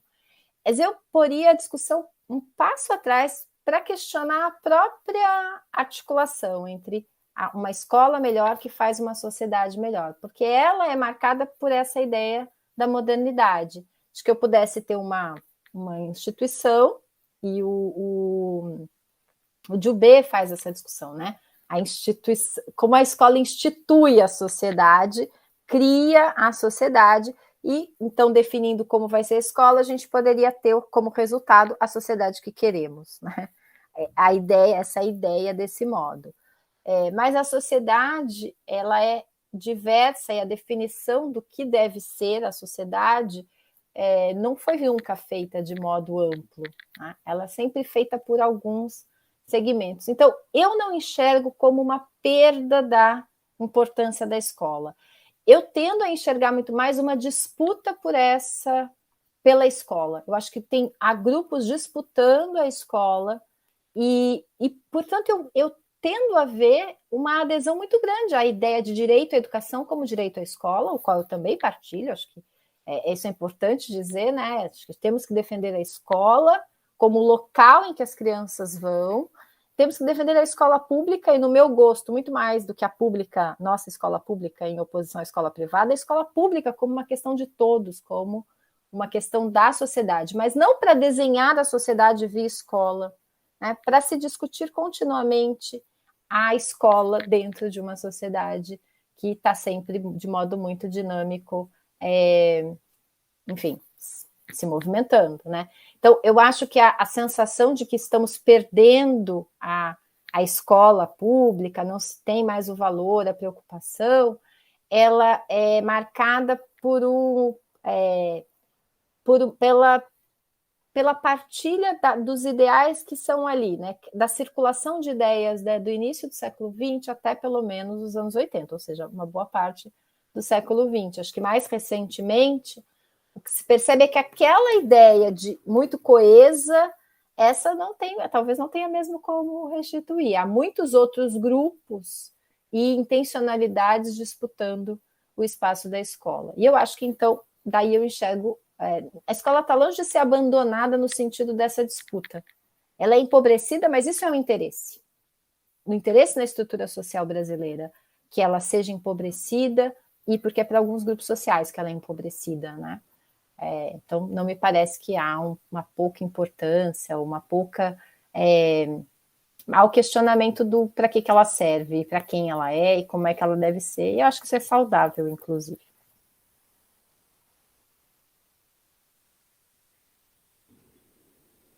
E aí essa disputa parece se referir muito mais a um tensionamento que é muito contemporâneo entre uma ideia de um suposto universal, quer dizer, um currículo comum, por exemplo, aquele que vai servir a todos, e aí a gente tem um tensionamento, né, como você falou, uma disputa pela escola, em que aí diferentes grupos sociais vão atribuir, podem talvez atribuir significados diferentes para o que deve acontecer durante o ensino, como currículo, como prática mesmo, relação com o saber dentro da escola, né? De alguma maneira, isso dialoga, mas hoje a gente coloca em termos diferentes, mas dialoga um pouco com a preocupação, ou com uma ideia do José Mário Pires Azanha, de que a qualidade da educação se define um pouco na própria instituição escolar, quer dizer, cada instituição escolar, de certa maneira, ela vai construindo coletivamente os seus padrões, né, de excelência, o ideal, o que bom seria se a gente tivesse condições, né, para que todas as escolas pudessem, de alguma maneira, fazer isso, né? A questão é quando a gente encontra, né, a instituição e o todo, o particular e o grupo. Então, acho que essas questões vão se colocando de uma forma que é muito própria do nosso tempo e das disputas sociais, né, disso. Eu pensei muito, Natália, quando você falou do que depende muito do sentido que cada um atribui à escola. Eu lembrei da exposição que a gente está tendo aqui em São Paulo, do Instituto Moreira Salles, da Carolina Maria de Jesus. E lá a gente tem os cadernos em que ela escreveu seus contos, romances. E nesses cadernos ela escreve, ela ocupa a página de uma forma que marca muito a maneira como grupos sociais que não tiveram acesso à escolarização, foram pouco escolarizados. A Conceição Evaristo até fala disso no prefácio a um dos livros da Carolina, se reportam aqui, se organizam as palavras no papel, né? E o quanto isso é importante e traz um certo sentido, um certo significado que pode ser atribuído, quer dizer, mesmo aqueles grupos que são marginalizados do processo de escolarização valorizam pelo avesso, digamos assim. Então, acho que é um pouco, eu acho que o seu comentário ressoa muito nessas questões que eu venho, que me parece que são muito contemporâneas, né? E sabe o que eu estava me lembrando, assim, nessa conversa? A proposição que o Bourdieu faz num livro específico que chama Sobre o Estado, que é resultado, né, das aulas do Collège de France, num certo ano que eu não lembro qual, para pensar o que é o Estado, né? Como é esse ente, assim, essa reificação, o Estado não é algo que exista fora das sociedades e, portanto, com pessoas, né? E aí uma das coisas que ele ressalta é esse interesse daqueles que estão em condição de falar pelo Estado, o interesse pelo universal. Então, a disputa que se dá é por aquilo que é o que é o universal, o que é o igual para todos, quem pode definir o que seja igual para todos. Acho que a escola é uma escola do Estado, né? Ela é organizada pelo Estado nos tempos atuais, né? No sentido de que são os países que legislam, que organizam, que definem como deve funcionar, e depois cada instituição pode ajustar ali no miúdo, mas a grande organização, ela é do Estado. E o Estado não tem essa neutralidade que a gente, pelo menos não ali na perspectiva do Bourdieu, que me parece iluminar algo importante, essa neutralidade que a gente supõe, né? Então, tem que ser o Estado vai garantir o que é igual para todos, o direito de todos. E o Bourdieu nos lembra que, bom, há interesses, porque as pessoas estão sempre atuando socialmente em função da classe social, do seu grupo específico. Elas mesmo num princípio ético, as pessoas não deixam de, ou seja, vou atuar de maneira mais isenta possível, mas eu sou alguém, e eu tenho uma trajetória, eu tenho uma posição, e, portanto, eu levo isso para qualquer lugar que eu vá, né? E acho que a escola tem essa mesma... a gente tende a enxergar a escola do mesmo modo como a gente enxerga o Estado, esse lugar neutro, né, em que os interesses não estão colocados. E o fato de que a gente deseje e deva trabalhar para que ela não faça discriminações evidentes e intencionais, não significa que ela é neutra. Né? Significa apenas que a nossa intencionalidade, ou às vezes que a nossa ilusão, é de que ela não tem posicionamento, né? Mas o universal é ainda assim definido por alguém. Então, penso que essa reflexão ajuda a pensar também a escola, né? Para além da escola, do modo como a gente imagina que é a instituição, o que está, como ela opera, que posição ocupa no jogo social mais ampliado.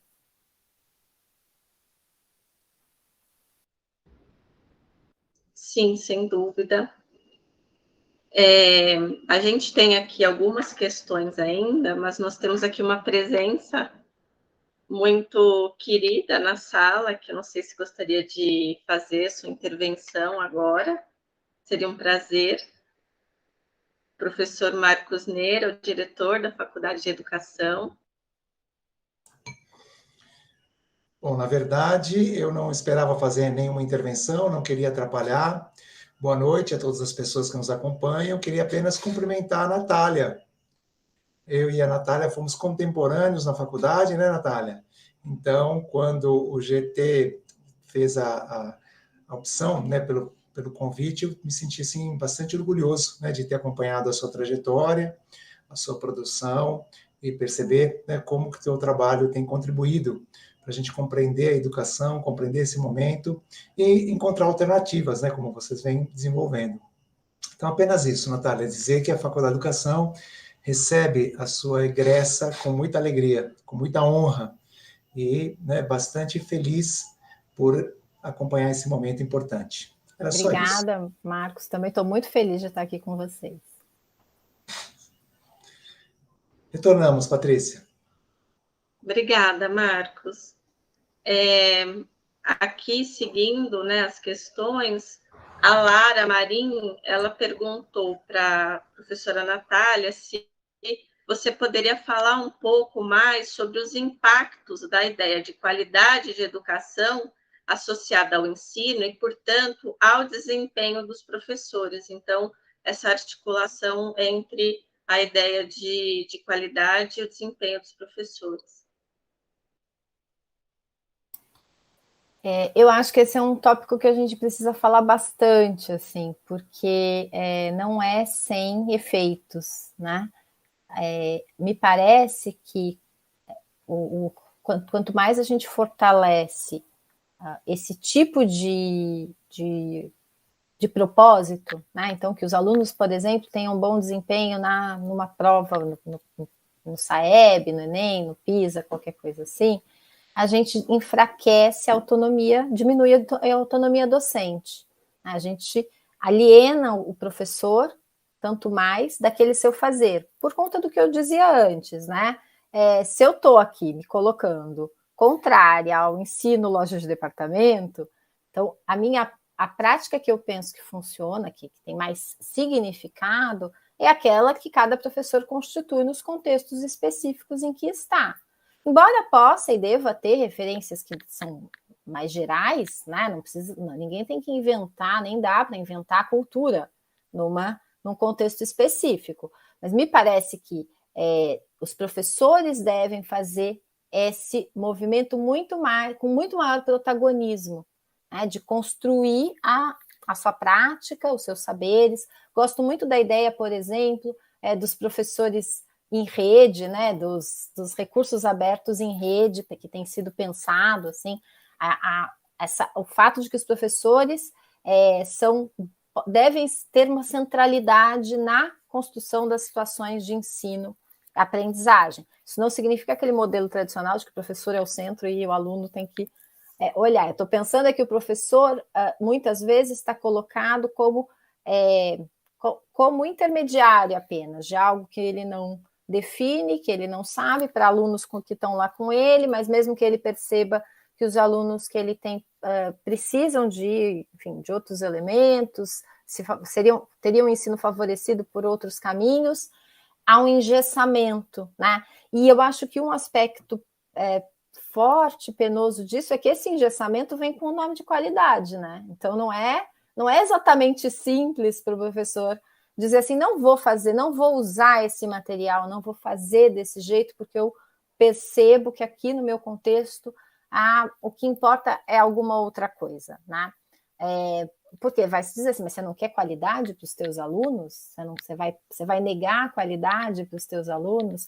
Já que esses pacotes, eu estou pensando pacotes em sentidos bem variados, e alguns são pacotes de ensino, inclusive, mesmo, né? Conjuntos de apostilas que chegam nas escolas com o nome qualidade, né? A ideia de que, bom, isso aqui é a qualidade do ensino, já que, coitado, o professor não tem muito tempo, às vezes até é dito como para o bem do professor, já que ele se desdobra em muitas escolas, não tem muito tempo, vamos já dar pronta a qualidade do ensino. Eu não acredito nessa ideia de um pacote de qualidade, porque eu penso, como já disse, o que aporta a qualidade, o que amplia a qualidade é a capacidade que a gente tem do estar junto, né? E de fazer junto esses processos, usando materiais, sim, não sou contra usar materiais, mas não me parece ter um kit pronto que vá dar conta. E aí os professores se veem enfraquecidos e se veem atônitos, porque não conheço professores que não querem garantir a qualidade da educação para os seus alunos. E não é exatamente fácil perceber esse conjunto de elementos que estão tensionando o trabalho docente. Né? São muitos elementos e a gente leva tempo para perceber o que significa cada coisa, né? Então, se eu quero a qualidade dos meus alunos e alguém está me dizendo isso é qualidade, eu vou desconfiar da palavra qualidade. Isso não é a primeira coisa que nos vem à cabeça, não é?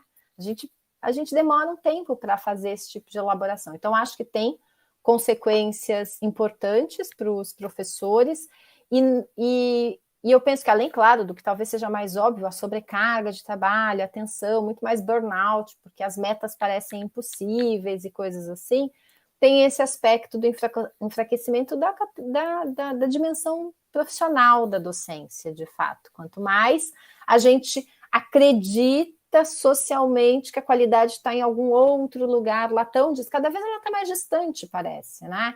Cada vez ela está mais distante da sala de aula, da escola, como disse a Patrícia, assim, a escola, o quanto que uma escola é convidada a produzir seus processos de formação continuada dos docentes. Né? Parece ser mais importante convidar um nome de figura, um figurão, para vir falar alguma coisa do que ter espaço para um processo lento, demorado, que talvez não pareça não ter efeitos imediatos ou efeitos. A gente tem uma ambiguidade nisso, né? Ou a gente acredita na educação e compreende que é processo interpessoal e que muito do que é qualidade nos nossos próprios processos, tá? Pensando individualmente. Coisas excelentes talvez tenham aparecido muito pouco. Né? Os processos são muito internos, são lentos, levam tempo. E aí, quando a gente vai pensar como qualificar a educação pública, a gente abandona a convicção de que os processos educativos são entre pessoas, levam tempo, a gente não enxerga tudo aquilo que acontece, nem na gente mesmo, nem nos nossos alunos, então, e os professores, porque estão envolvidos diretamente com a prática pedagógica, sabem isso, mas também estão sendo sempre estão sempre sob esse apelo da qualidade que vem de algum outro lugar, onde supostamente as mentes são mais brilhantes do que na própria escola, né? Eu fui banca ali um trabalho de tese muito interessante sobre o IDEB nesse sentido, né? Da Delcy Klein, que quis perguntar para os professores e para os gestores justamente isso. Ela, na prática cotidiana na rede de ensino, ela ouvia os diretores aflitos dizendo assim, precisamos melhorar no IDEB, precisamos melhorar no IDEB. E aí ela resolveu perguntar, o que é o IDEB? E o que tem que fazer para melhorar? E o resultado é que a vontade de melhorar no IDEB, né, a adesão a essa ideia, né, que é a ideia de qualidade, vinha descolada da compreensão, afinal, do que estava sendo medido, do que sequer para melhorar no índice, inclusive, né? Então, o que significa que a gente é capturado pela demanda muito rapidamente, né? Porque a gente quer trabalhar de um jeito adequado.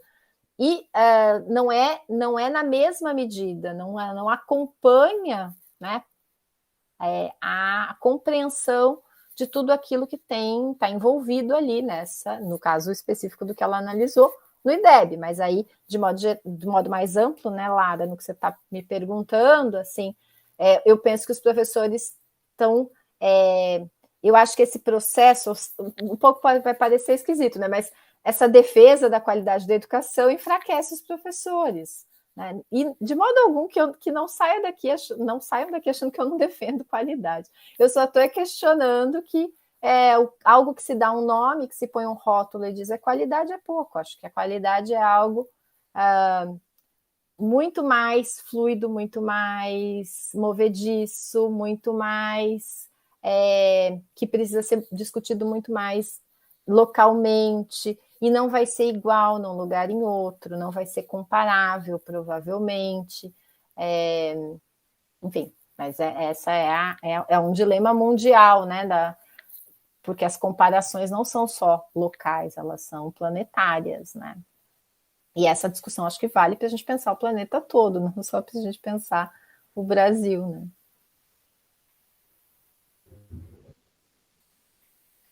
Natália, a gente tem alguns comentários, pessoas repercutindo as suas falas.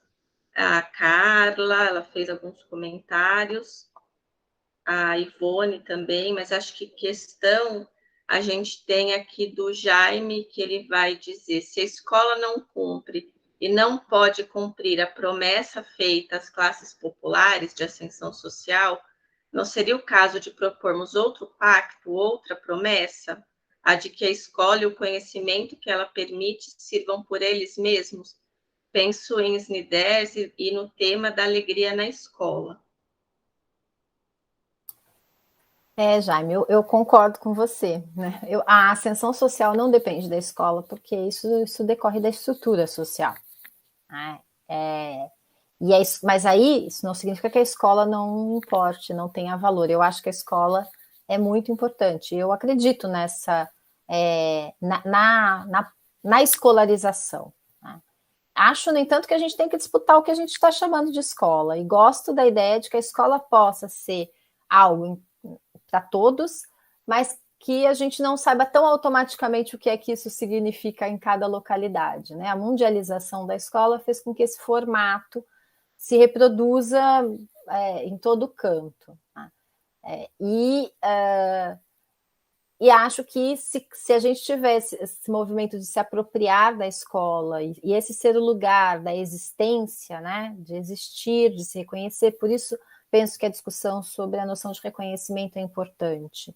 Quais conteúdos, quais conhecimentos, quais saberes, quais práticas, quais relações são formativas em cada contexto, para cada grupo social. E isso não exclui a possibilidade do encontro de grupos sociais, né? Porque a gente não vai ter uma escola, não estou propondo uma escola separando os grupos, mas o encontro tem que ser um encontro na partilha de saberes. Então, e a gente tem vivido isso na universidade, pelo menos no lugar onde eu estou, assim, são sempre coisas muito pontuais. Falar universidade talvez seja demais, né? Mas a gente tem alguns alunos indígenas, a gente tem uma quantidade muito mais expressiva de alunos negros, e muitos dos quais engajados na sua ancestralidade de uma maneira muito ativa. E aí é um encontro com todas as dificuldades dos encontros e das partilhas culturais. A gente acho que a gente se angustia porque a ilusão de saber onde chegamos quando entramos no processo de formação fica mais abalada quando o processo de formação é feito muito mais na partilha. Mas eu acho que é uma ilusão, de fato, a ideia de que a gente começa um processo formativo sabendo o que vai sair lá adiante.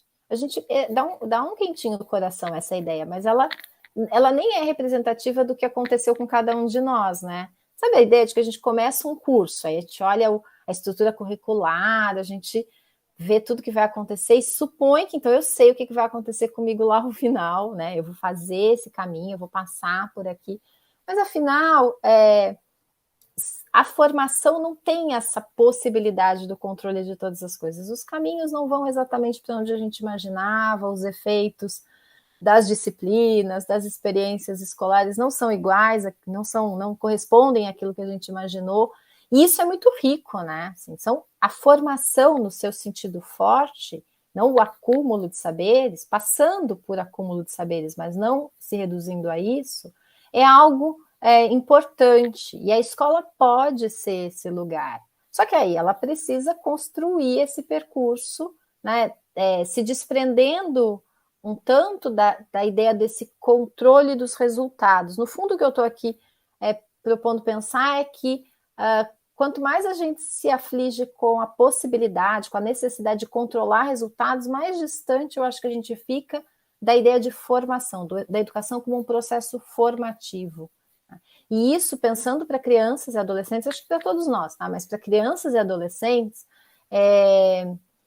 em alguns contextos chega a ser cruel o que a escola faz com as crianças. E aí é interessante observar que as escolas privadas de excelência, aquelas caríssimas, muitas vezes são as mais cruéis nesse sentido, porque a exigência de um acúmulo de saberes, como também já se fez muita crítica das agendas das crianças e adolescentes das elites, que tem a escola, mas tem o inglês, tem a equitação, tem aula de pintura, tem tantas aulas, tudo tão recheado de proposições supostamente úteis para a formação de alguém que vai ter sucesso na vida, que falta espaço para a formação, para exatamente aquilo que é um processo pelo qual passamos, né?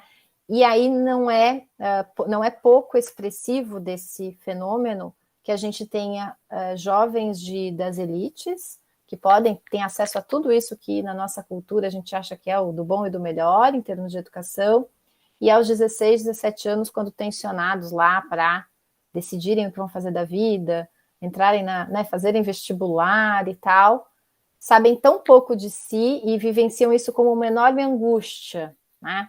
Porque não é imediatamente que eu posso ter um acúmulo imenso de saberes e isso não significa que eu sei quem eu sou, como que eu me comporto, quais meus pontos fortes, quais meus pontos fracos. A gente encontra esses alunos, né, na graduação, já no meu caso, assim, em seguida na graduação, aí podendo se conhecer. E é interessante como o espaço da universidade é um espaço que tem muito maior essa possibilidade. O aluno pode, por exemplo, quando eles estão ingressando na graduação, eles adoram poder sair da aula sem pedir, né, ir no banheiro, assim, sem pedir, porque é uma novidade, porque é um se conhecer, e bom, e daí dá errado, acaba não conseguindo concluir a disciplina, faz de novo, ficar as horas no café, andar pela cidade, a depender do grupo social, quando a gente tem uma juventude que está entrando na universidade, sem ter andado de ônibus, por exemplo, sem ter andado sozinho pela cidade. E aí, quando chegam ali, que podem partilhar, viver a diferença também, porque o Brasil, por conta da nossa desigualdade social, escolariza crianças das elites só com crianças das elites, crianças do bairro, enfim, popular, só ali com aquele contexto. A gente não tem a vivência, né, do encontro. E aí, quando chegam na universidade, a universidade ainda é um lugar em que a diversidade tem espaço, pelo menos ali nas faculdades, na faculdade de educação, onde eu estou. Né? E aí é interessante como eles vão se reconhecendo, a gente percebe uma mudança no jeito de vestir, no jeito de ter o cabelo, de escolher qual cabelo tem, como enfim, tudo aquilo que é a presença da pessoa, né? Então, contraste de um uniforme escolar de um colégio privado que padroniza todo mundo e a possibilidade de se encontrar. Eu não acho que isso é algo pouco importante, secundário, que não deveria ser assunto da escola, que não deveria acontecer na escola. A escola poderia ser o lugar em que, sim, a gente também aprende os saberes acumulados da língua portuguesa, enfim, da geografia, mas isso não pode ser o central da escola. E acho que aí os grupos sociais precisavam, sim, né, se apropriar mais da escola. Isso digo de todos nós também, né? Mesmo, sei lá, o quanto que eu consigo na escola em que os meus filhos estudam participar, não participar lá enfim, da festa junina, não é isso, mas essa presença social, essa presença em termos de conhecimentos, valores, cultura. A escola briga com a família, em todos os contextos sociais, né? Parece ser sempre algo que se contrapõe, uma disputa da criança, o que me parece um esvaziamento da noção de público. Né? E aí os próprios educadores, né, os nossos, que por muitos outros aspectos são muito importantes na história da educação brasileira, mas os pioneiros da educação nova, têm uma grande carga de responsabilidade por essa ideia de que a escola precisava ser um pouco tirada da sociedade para daí formar bem aqueles sujeitos que na sociedade não estava funcionando bem, né? Então, essa distância, outros autores já falaram disso, né? Essa separação da escola com relação à sociedade, né? É algo que cria uma artificialidade. E a gente tem vários problemas associados. Eu acho, por exemplo, um problema que a gente forme nossas crianças e adolescentes sem o encontro com outras idades. A gente sem, por exemplo, convívio, até pelo menos lá aos 10 anos de idade, sem convívio com educadores homens, ou muito residual convívio com educadores homens. E aí a gente poderia desdobrar todos os pesares da instituição, que é pensada como muito, que é proposta como muito técnica, né? E é isso que eu estou falando que os pioneiros defendiam. Eles defendiam que a educação era uma questão técnica e que a racionalização da educação ia tornar a educação melhor, com mais qualidade, mais democrática. E eu acho que a gente precisava repensar todas essas coisas e não só para as classes populares, porque a pergunta do Jaime foi das classes populares, né? Assim, se não tem ascensão social. Acho que tem ônus diferentes, evidentemente, para vários grupos sociais, né? Essa aposta da escola como uma instituição cada vez mais técnica, cada vez mais padronizada, cada vez mais igual em toda parte, né? Eu fiquei muito instigada por essa última parte da sua resposta, porque conforme você ia falando, ia ficando presente para mim e você formulou a questão da escolarização, desse sentido que ela pode adquirir, ou da ausência, né, ou da disputa por eles, e uma certa relação com o enfraquecimento do espaço público. E eu acho que essa discussão, de alguma forma, ela interessa para pensar um pouco no lugar, né, da escola, o que ela pode ter, essa disputa dos papéis da escolarização, do que se aprende, né? Eu me lembrei do Roger Chartier, e ele falava a propósito da passagem, né, do impresso para o virtual, e ele falava um pouco da ideia de que o livro impresso e de que as coisas, o estar numa biblioteca pública trazia um pouco o incômodo do outro. Então, ainda que a gente estivesse sentado na biblioteca sozinhos, tem a pessoa que está do lado, que bisbilhota no nosso livro, que bisbilhota um pouco. Quer dizer, tem a perturbação do outro, e de alguma forma isso coloca o espaço público como esse lugar mesmo de contato com o outro, e a escola, um dos espaços, né, de consolidação dessa ideia de espaço público. Ele fala, bom, com o virtual, ele não vai, obviamente, hierarquizar aprendizagens, o que é bom, o que é ruim, mas ele faz esse debate sobre a ideia de espaço público, porque daí no virtual a gente tem essa coisa da tela, e o incômodo que o outro pode gerar é de uma outra natureza, outra forma. E, de alguma maneira, é um pouco irresistível trazer essa discussão e pensar um pouco nessa nossa circunstância de aula virtual e de encontros que se dão através da tela, e que tipo de encontro é esse. E quando você respondeu a questão trazida, né, do qual pode ser esse papel, né, da cultura escolar para a ascensão social, para os grupos mais pobres, você colocou a formação como dimensão bem importante, né? Você enfatizou o papel da escola como lugar de formação. Talvez também seja, e aí eu fiquei pensando numa ideia de reconstrução, de redefinição de uma ideia de espaço público e de papel formativo da escola. Então, esse lugar que você trouxe para a ideia de partilha.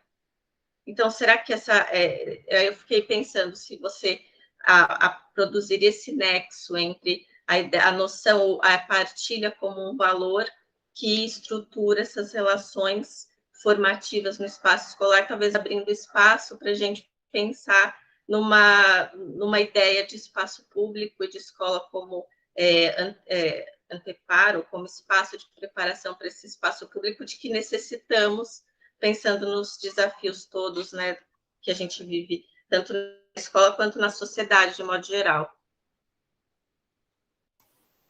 Acho que sim, Patrícia, eu fiquei pensando enquanto você falava que um refúgio ainda dessa ideia de formação que acho que você expressou, né, o que eu dizia e eu me vi ali na tua fala, que temos e que tem corrido muito risco é a educação infantil. A educação infantil é o nível de ensino, quem atua na educação infantil sabe que tem que ter saberes, não é assim, chega aí, né? Tem coisas acontecendo, mas o processo tem muito mais importância do que um resultado final, embora alguns resultados finais são esperados, são desejados, são propostos, mas, digamos, numa balança, que se a gente pudesse pensar uma balança, para os professores da educação infantil, para as professoras da educação infantil, o resultado lá, em termos de acúmulos finais, é menos presente, a preocupação menos presente, se comparado com todo o processo ali no espaço, estar junto, a identidade de cada uma das crianças e a possibilidade do partilhar, né? Um nível de ensino em que é muito mais fácil que a gente altere o conteúdo para dar conta do propósito. Eu posso ter pensado uma dinâmica, mas daí veio uma atividade, veio alguma outra coisa que chamou a atenção, que veio, sei lá, por qualquer outra razão. Isso eu posso, sem alterar, sem prejudicar, digamos, o meu processo, o meu ensino, né? Fazer esse tipo de deslocamento. Eu digo que a educação infantil está em risco porque ela está sendo ameaçada pelos materiais prontos e pela ideia de que o importante é a criança ser capaz de padronizar lá determinados saberes verificáveis. É a mesma situação que vivemos. E aí eu acho que o movimento inverso seria mais saudável, que a gente pudesse enxergar possibilidades desse tipo de dinâmica nos outros níveis de ensino. E aí todos os outros, né? Ensino fundamental, ensino médio, ensino superior.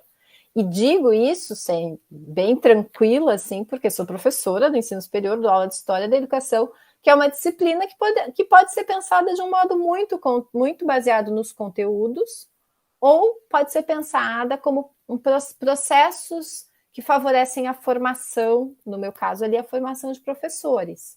Né? E aí os conteúdos sempre estão presentes, não tem nenhuma aula que não tenha conteúdos, mas eles são intercambiáveis em muitos casos. Né? Para determinadas proposições, tem hora que eu posso trazer tais conteúdos ou tais outros. E aí não me passa a angústia mas se eu trouxer esses, os alunos vão ficar sem saber aquele. Porque não é saber... claro, eu sei de História da Educação um montão de coisas, mas os meus alunos não estão se formando ali em História da Educação, né, como sua área específica. Então,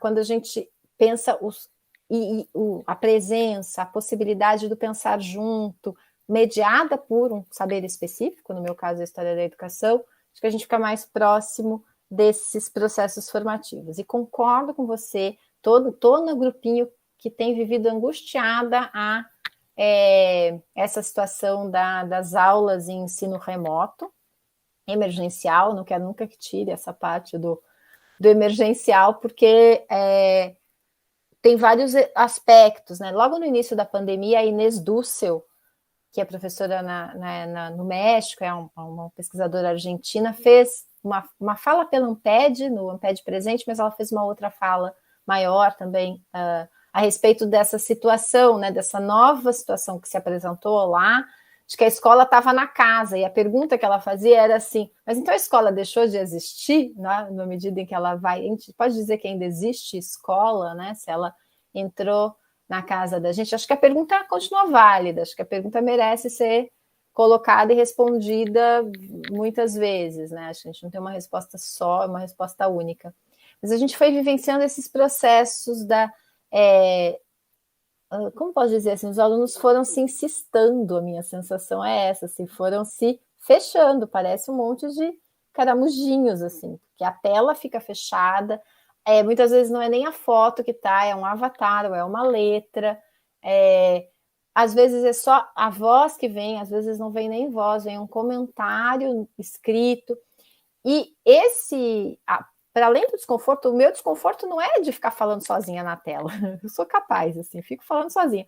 Não é isso, né? É a falta da dimensão interpessoal. Assim. Quando é que a gente encontra pessoas nesse formato? E qual o dano em termos de processo de formação quando as pessoas não estão? E elas podem estar, eu não estou desconfiando que elas estão ali escutando.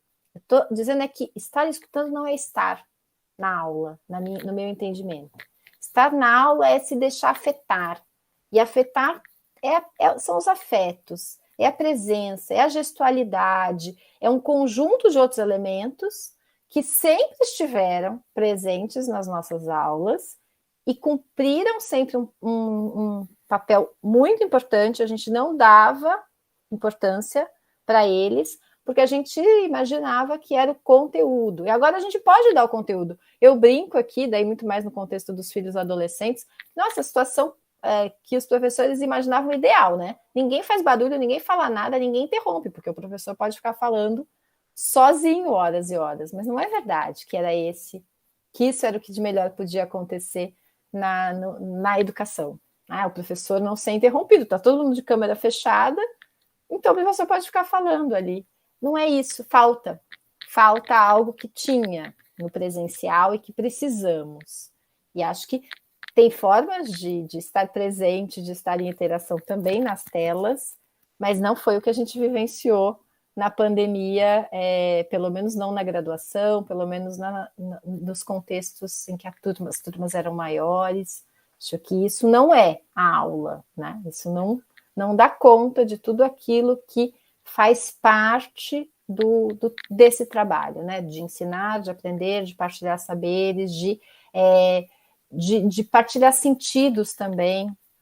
E esse vai e vem que, enfim, precisa do olhar, precisa do gestual. Então a escola faz isso, e a escola é esse lugar, né? É esse lugar do estar junto.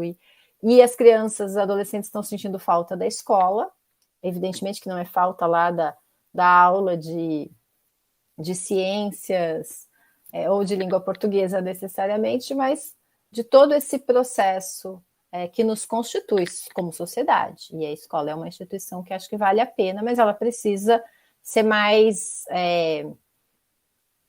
aberta a esses elementos que sempre estiveram ali, mas foram muito percebidos como problema, como está dando errado. E agora o retorno ao presencial tem me preocupado por isso, porque como se então vamos deixar menos ainda a presença, né? O que é um absurdo, assim, vamos voltar à presença, mas sem que os alunos se mexam, se falem, se encontrem, para a gente poder correr com o conteúdo que ficou faltando. Acho que não, acho que a escola tem que ser mais essa instituição mais na vida, né, efetivamente.